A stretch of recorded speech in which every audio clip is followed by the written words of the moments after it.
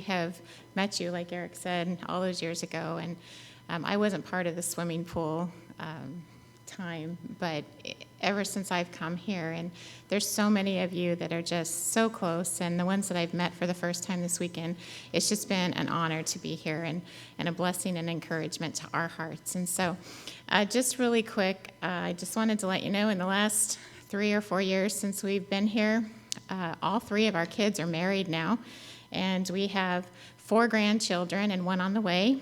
I think most of you maybe know Anna, who's pointed out in the middle up there somewhere in the little peach, but she wants to send her greetings to you as well. I think the first time she came here, she was in like middle school or something, and the girls all sang together, and she just made some really special friends, and Brianna and her got to talk yesterday on the phone and catch up a little bit, and so she sends her greetings to everybody, and most of you think that that's the only child we have. In fact, a lot of our prayer cards, it's just the 3 of us. But anyway, we have 2 other children, and all of our family knows about you, and we just love you to pieces. So thank you so much for this weekend. And I realized I'm going to do this really quickly, but I hadn't had a chance to update you on the work of SGA. And by the way, you understand that we're missionaries with Slavic Gospel Association, founded in 1934. It's an organization that works with the national churches in the countries of the former Soviet Union.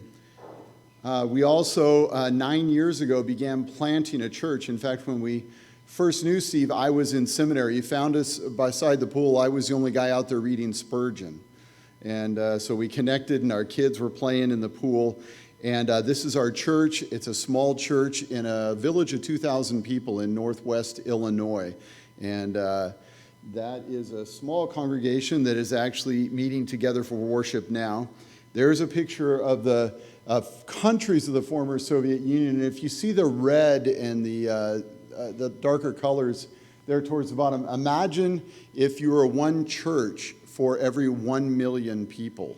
What it would be like in a country that was 99% Muslim, trying to find a church of fellow believers to be encouraging your heart and strengthening you. When the team went to Tajikistan, you're talking about 900 believers, 6.5 million Muslim. And it's a much different environment to be bold and to stand for your faith. What SGA does is we support the national churches in each of those countries. Like Boy Makman, whose family are the only Christians in his village, and he raises them all by getting them up at 4 o'clock in the morning to memorize whole books of the Bible from age 5 forward. And so the kids can recite entire books of the Bible. We work in the war-torn areas of Ukraine where there's still fighting among the Minsk Accord line.